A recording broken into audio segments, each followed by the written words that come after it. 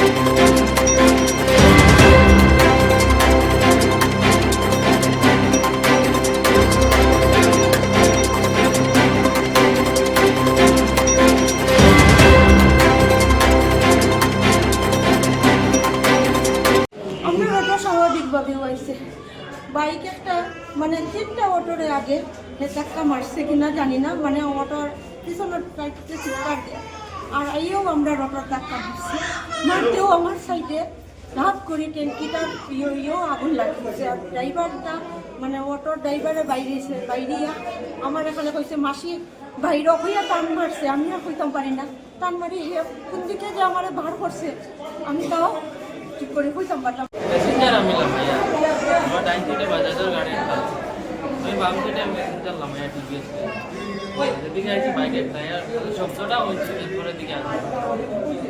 কোন জায়গায় দিয়েছে ঘটনাটা? গেটের সামনে অনুমানিক কটার সময়? টাইম বলতে পারতাম না, সাড়ে সাইলেন্ট মোডে করিমগঞ্জ কংগ্রেস কার্যালয় যেন শুনশান, যেহেতু করিমগঞ্জ কংগ্রেসের দলের হয়ে একাধিক কর্মী প্রার্থিত্ব চেয়ে আবেদন করেছিলেন। জাকারিয়া পান্নার প্রার্থীতে দলের অন্দরে ক্ষোভ, ঐক্যের বার্তা নেতৃত্বে সাইলেন্ট মোডে করিমগঞ্জ কংগ্রেস। জাকারিয়া পান্নার নাম ঘোষণায় চাপা ক্ষোভ, টিকিট নিয়ে কি শুরু ভেতরে টানা পড়েন? গৌরবের জোশে জন্মনে দল, তবু কি ভাঙনের বই কাটেনি? অস্বস্তি বাড়ছে হাত শিবিরে, নজর এখন বুথ অঙ্কে।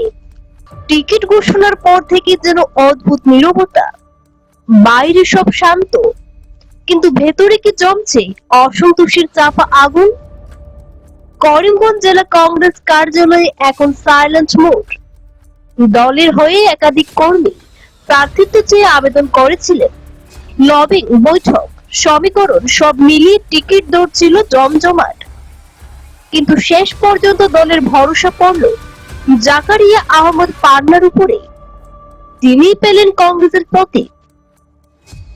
এই সিদ্ধান্তে অন্য আবেদনকারীদের একাংশের মধ্যে চাপা ক্ষোভ তৈরি হয়েছে বলে রাজনৈতিক মহলের গুঞ্জন। প্রশ্ন উঠছে, এই অসন্তোষ কি নির্বাচনী অঙ্কে প্রভাব ফেলবে, নাকি ভোটের মুখে সব দ্বন্দ্ব মিটিয়ে ফেলতে পারবে হাত শিবির? এ প্রসঙ্গে করিমগঞ্জ জেলা কংগ্রেস সভাপতি তাপস কান্তি পুরকাস্ত অবশ্য জল্পনায় জল ঢেলেছেন। তার সাব বার্তা, দলে কোনো ভাঙন নেই, কংগ্রেসের সবাই এক, ঐক্যবদ্ধ লড়াই করে প্রার্থীকে জেতানো হবে। প্রতিদিন প্রত্যেকটা সমষ্টিতে বিভিন্ন ধরনের সাংগঠনিক কাজকর্ম শুরু হয়েছে এবং আজকে যে লিস্টটা আউট হয়েছে, ক্যান্ডিডেট লিস্ট আউট হয়েছে 42 জনের, সেটা খুবই সম্মানজনক এবং খুব সুন্দর এটা আউট হয়েছে। এবং এখান থেকে ম্যাক্সিমাম আমার মনে হয় যে লিস্ট আউট হয়েছে 42 আমরা নিয়ে নিতে পারি। পরবর্তীতে 2-1 দিনের ভিতর দ্বিতীয় লিস্ট আউট হবে। আমি যেটা শুনেছি সেই লিস্টও খুব ভালো লিস্ট হয়েছে এবং জেনুইন কংগ্রেস দেখে দেওয়া হয়েছে। কারণ গৌরবী মহাশয়কে অসংখ্য ধন্যবাদ জানাই যে আমার মনে হয় তিনি এবার আসামের মুখ্যমন্ত্রী হবেনই হবে। এইভাবে আমরা করিমগঞ্জ জেলা কংগ্রেস বলুন, বিভিন্ন জেলা কংগ্রেস বলুন, আমরা দিন রাত পরিশ্রম করে যাচ্ছি গৌরবের নেতৃত্বে যাতে আসামে কংগ্রেস সরকার আসে। তার জন্য আমরা প্রাণপণ চেষ্টা করছি। আমাদের প্রতিটি ওয়ার্কার দিন রাত পরিশ্রম করে যাচ্ছে একদম বুথ লেভেল পর্যন্ত। যেহেতু উত্তর কর্মী সমষ্টি এই জয় ধারাবাহিক রাখার জন্য এবার জাকারিয়া আহমেদ পান্নাকে দেওয়া আছে, তিনিও বিপুল ভোটে জয়। জাকারিয়া আহমেদকে কয়জন সমর্থক করবেন? যেহেতু বিভিন্ন প্রার্থী রয়েছিলেন আপনাদের দলের, তার মধ্যে জাকারিয়া আহমেদকে কোনো বৈষম্যতা পরিলক্ষিত? সেটা হবে না, কংগ্রেস এক এবং এক হয়ে চলবে, সবাই আমরা এক।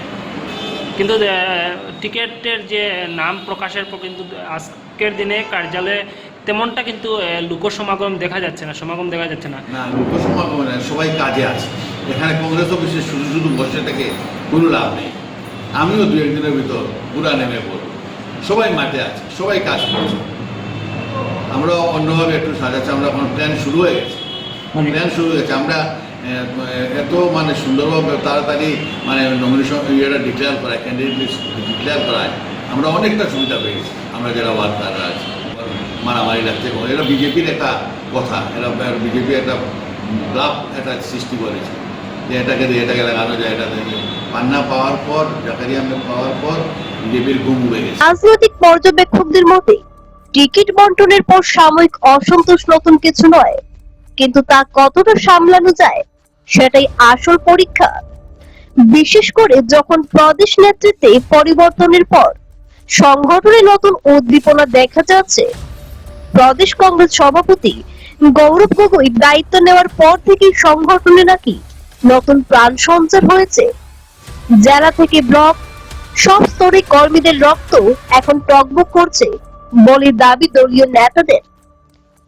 তবে রাজনৈতিক বাস্তবতা বলছে, টিকিট না পাওয়া নেতাদের মান অভিমান যদি মেটানো না যায় তবে তা বুথ স্তরে প্রভাব ফেলতেই পারে। ভোটের সময় ক্ষুদ্র অসন্তোষ বড় ফ্যাক্টর হয়ে উঠতে পারে। এখন দেখার তাপস বাবুর আত্মবিশ্বাস কতটা বাস্তবের মাটিতে দাঁড়ায়। করিমগঞ্জে কংগ্রেসের এই সাইলেন্ট মোড কি ঝড়ের আগে নিস্তব্ধতা, নাকি সত্যি ঐক্যের সুর? রাজনীতির মঞ্চে শেষ কথা বলবে ভোট বাক্সই।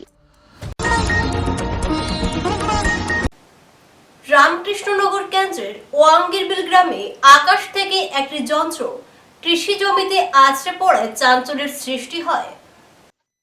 রামকৃষ্ণনগর কেন্দ্রের ওয়াঙ্গিরবিল গ্রামে আকাশ থেকে একটি যন্ত্র কৃষি জমিতে আছড়ে পড়ায় চাঞ্চল্যের সৃষ্টি হয়। পরবর্তীতে পুলিশে খবর দেওয়া হলে পুলিশ ঘটনাস্থলে উপস্থিত হয়ে যন্ত্রটি উদ্ধার করে নিয়ে যায়। জানা গেছে এটি কোনো নাশকতামূলক যন্ত্র নয়, বরং এটি আবহাওয়া সংক্রান্ত তথ্য সংগ্রহের একটি উচ্চ প্রযুক্তি সম্পন্ন বৈজ্ঞানিক যন্ত্র। এর কাজ ও বৈশিষ্ট্যগুলো হলো, এই যন্ত্রটি একটি বিশেষ আবহাওয়া বেলুনের সাহায্যে আকাশের অনেক উঁচুতে পাঠানো হয়। এটি বায়ুমণ্ডলের তাপমাত্রা, আর্দ্রতা এবং বায়ুর চাপ নির্ভুলভাবে পরিমাপ করে। এটি বায়ুমণ্ডলের তথ্য রেকর্ড করে এবং রেডিও সিগন্যালের মাধ্যমে সেই তথ্যগুলো রিয়েল টাইমে গ্রাউন্ড স্টেশনে পাঠিয়ে দেয়। মূলত ভারতীয় আবহাওয়া বিভাগ এই ধরনের রেডিও সঞ্চ যন্ত্র ব্যবহার করে।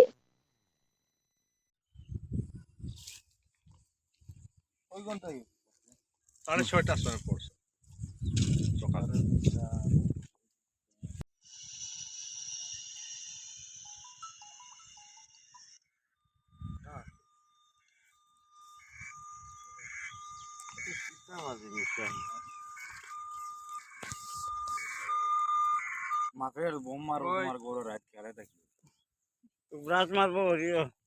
यहीं पर काम कर रहे थे, तब तक आकाश मार्ग से एक अचानक उपकरण गिरा। उसमें सूता बांधा हुआ था। अनुमानिक 6:25 पर गिरा। यहीं पर गिरा। उसको बाद हम लोग डर गए। डरने के बाद सबको आसपास में जनाया, लोग आए। आने के बाद सब बोला कि थाना में इंफॉर्मेशन करो, मीडिया वाला को बताओ। साथे साथे सबको जनाया। उसको बाद थाना वाला आके यहाँ से प्रशासन के लोग ले गए।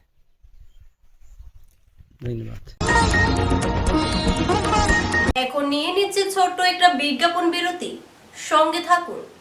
আনন্দ সংবাদ, আনন্দ সংবাদ, আনন্দ সংবাদ। আপনারা কি উন্নত ধরনের ঘর তৈরি করছেন? ঘর তৈরিতে ব্যবহৃত নানা সামগ্রী আপনারা কি সুলভ মূল্যে পেতে চাইছেন?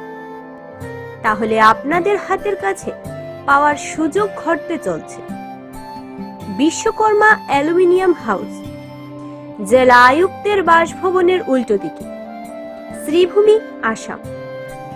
আমাদের যোগাযোগ নাম্বার 9859695842।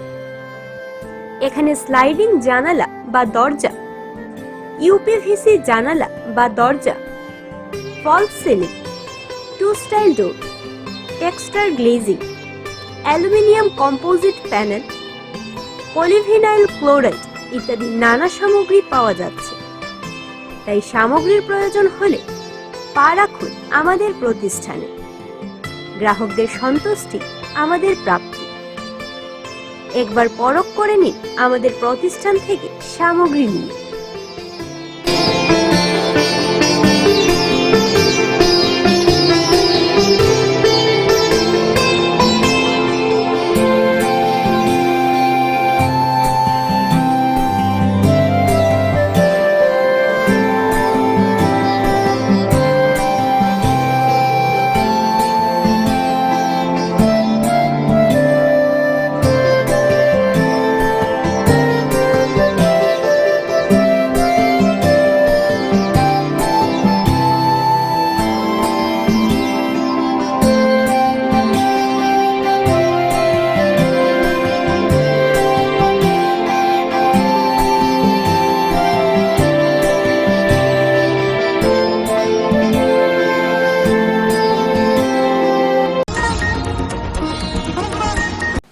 উত্তর করিমগঞ্জের বিভিন্ন এলাকায় উন্নয়নমূলক কাজ অব্যাহত রেখেছেন রাজ্যসভার প্রাক্তন সাংসদ মিশন রঞ্জন দাস।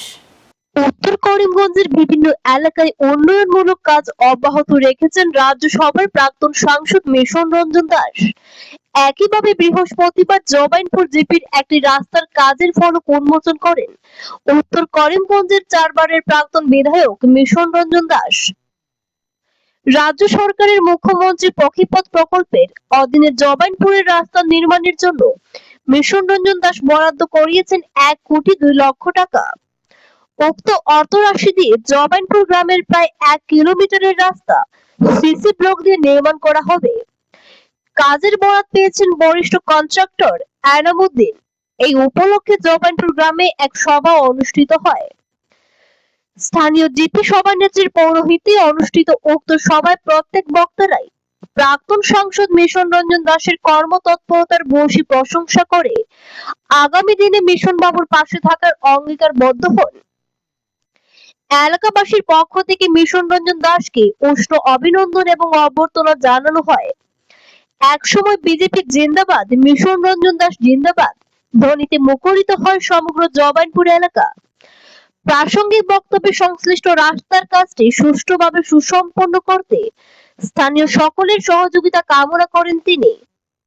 এবার দেখুন রাস্তার ফলক উন্মোচনের পর কি মন্তব্য করেছেন রাজ্যসভার প্রাক্তন সাংসদ তথা উত্তর করিমগঞ্জের বিজেপির টিকিটের দাবিদার মিশন রঞ্জন দাস।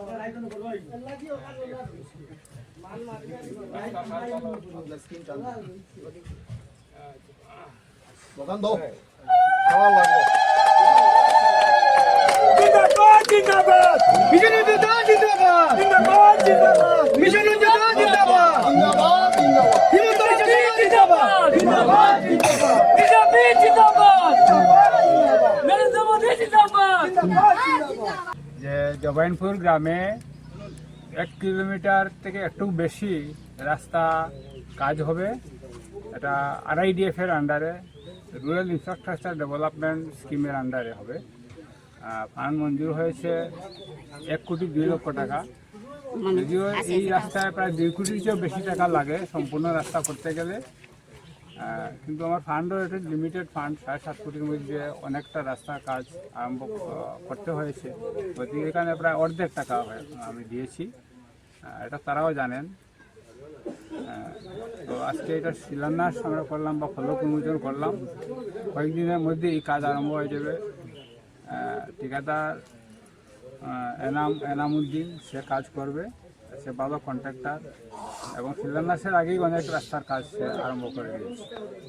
তো ভালো লাগছে, সকলের সঙ্গে আজকে মিলিত হতে পারলাম।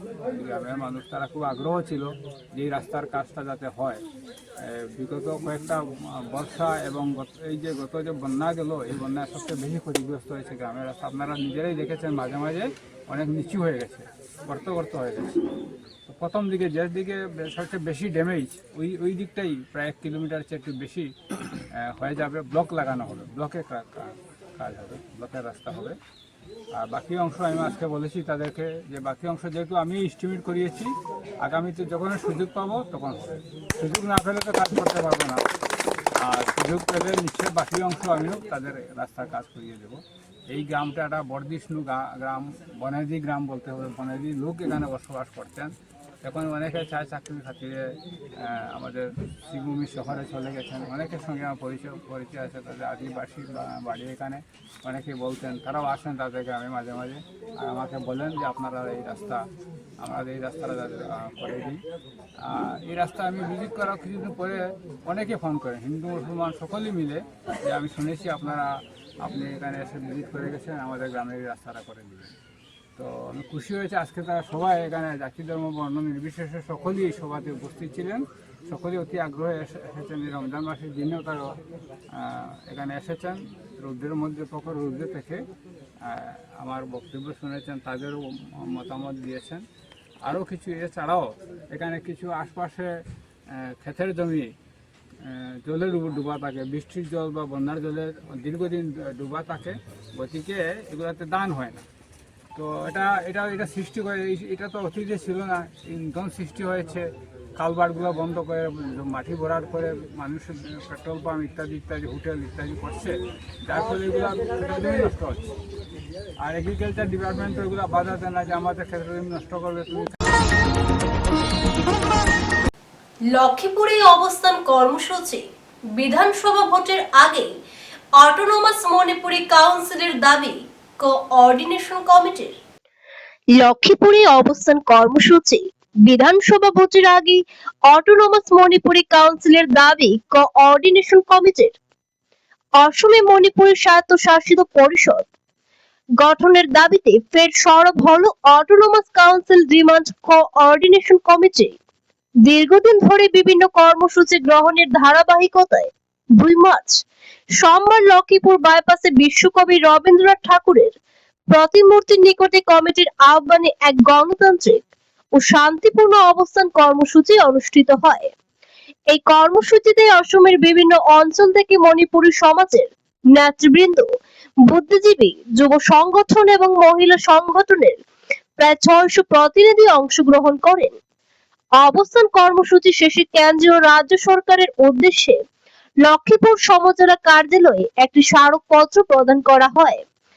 কোঅর্ডিনেশন কমিটির চেয়ারম্যান ও অবসরপ্রাপ্ত প্রশাসনিক আধিকারিক শান্তি কুমার সিংহ বলেন, অসমে বসবাসকারী মণিপুরী সম্প্রদায় দীর্ঘদিন ধরে একটি স্বায়ত্তশাসিত কাউন্সিল গঠনের দাবি জানিয়ে আসছে। তিনি বলেন, মরান মটক ও কোচ রাজবংশী সম্প্রদায় যদি ওবিসি হিসেবে স্বীকৃতি পেতে পারে, তবে মণিপুরী সমাজ কেন বঞ্চিত থাকবে, এই প্রশ্ন তিনি উত্থাপন করেন।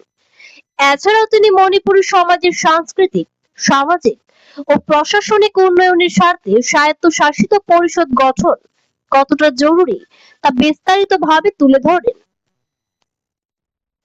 ক্ষেত্ৰত কৰে তেখেতবিলাকতো চেটেলাইট দিয়া নাই, তেখেতবিলাকক দিছে মটক অট'নমাছ কাউন্সিল অথবা মৰাণ অট'নমাছ কাউন্সিল অথবা কোচ ৰাজবংশী অট'নমাছ কাউন্সিল এনেকৈ দিছিলে। চাওকচোন, আমি ডিমাণ্ড কৰি আছোঁ। আগতো 2020 অক্টোবৰ 19 আগত এই autonomous council only schedule 6 area ST এৰিয়াত দিছিলে, OBC মানুহবিলাকো পোৱা নাই। কিন্তু 2020 অক্টোবৰ 19ত আসাম গভৰ্ণমেণ্ট এটা গেজেট দিলে, 3টা gazette notification, autonomous council to 3 OBC communities. আমার মরান OBC তো, মটক OBC, কোচ রাজবংশী OBC, তিনিটা OBC কমিউনিটি দিলে। তেতিয়াহ'লে আমিও OBC কমিউনিটি, আমিও ইণ্ডিজিনাছ, আমিও অসমত 16th centuryৰ পৰা থাকিছোঁ। আমাক পাব লাগে, এইটো আমাৰ ডিমাণ্ড। মটকো আছিলে, মৰাণো আছিলে, আৰু এই যে কোচ ৰাজু আছিলে। এই মণিপুৰী ডেভেলপমেণ্ট কাউন্সিল আৰু মণিপুৰী অট'নমাছ কাউন্সিল অলপ ডিফাৰেণ্ট আছে। মণিপুৰী অট'নমাছ কাউন্সিল ষ্টেট এক ওপৰত আমাৰ একটু অট'নমি আছে, লাইক লোকেল সেলফ গভর্নমেন্ট এনেকা। এই জন্য তো মৰাণ মটক আৰু কোচ ৰাজবংশী ডেভেলপমেণ্ট কাউন্সিল ওপৰত অট'নমাছ কাউন্সিল ডিমাণ্ড কৰিছিলে, পাইছিলে। অসুস্থ শিশু আফজলের চিকিৎসা নিয়ে ডিসির দ্বারস্থ পরিবার, সহযোগিতার আশ্বাস। অসুস্থ শিশু আফজলের চিকিৎসা নিয়ে ডিসির দ্বারস্থ পরিবার, সহযোগিতার আশ্বাস গুরুতর। অসুস্থ 8 বছরের শিশু আফজলের চিকিৎসা সংক্রান্ত বিষয় নিয়ে কাছাড় জেলার জেলা শাসকের সঙ্গে সাক্ষাৎ করেন আফজলের বাবা। এদিন তিনি সন্তানের চিকিৎসার সম্পূর্ণ মেডিকেল রিপোর্ট জেলা শাসকের হাতে তুলে দেন এবং বিষয়টি নিয়ে বিস্তারিত আলোচনা করেন। আফজলের বাবা জানান, সন্তানের চিকিৎসার জন্য মানুষের সহযোগিতা চাওয়ার পরও কিছু ব্যক্তি তাকে প্রতারণাকারী বলে অপমান করে ও হেনস্থা করেছেন। এমনকি জাহানুর মজুমদার নামে এক ব্যক্তি তাকে হুমকি দিয়ে অর্থ দাবি করেছেন বলে অভিযোগ করেন তিনি। সমস্ত বিষয় জেলা শাসকের সামনে তুলে ধরা হলে জেলা শাসক বিষয়টি গুরুত্ব সহকারে শুনে প্রয়োজনীয় সহযোগিতার আশ্বাস দেন। এ সময় উপস্থিত ছিলেন অ্যাডভোকেট নৌশাদ জিন্না লস্কর, আলী রেজা ওসমানী সহ কয়েকজন সমাজসেবী। আমরা মাননীয় ডিসি মহোদয়ের সঙ্গে দেখা করছি। আমি আমার নৌশাদ সাহেব, অ্যাডভোকেট আফজল খান বাবা, তো দেখা করার উদ্দেশ্য আছে গত কয়েকদিন থেকে কান কথার মধ্যে একজন ভদ্রলোক সোনালী অঞ্চলের বিভিন্নভাবে হেনস্থা করে সামাজিক মাধ্যমে বিভিন্ন ভিডিও বানাইয়া, নাম হইল গিয়া জাহানুর মজুমদার। যাই হোক, তারা অনেক সময় ইরা হয়েছে যে এক্সটর্শনের মতো পয়সা চাওয়া হয়েছে। তারা ওই হিসাবে সোনাই থানাতে একটা কেস রুজু করছেন, এফআইআর রেজিস্টার হয়েছে এবং ডিসি মহোদয়ের কাছে এটা নলেজও আনার লাগিয়া যে একটা ক্রাউড ফান্ডিং চলে, এটা কোনো স্ক্যাম না।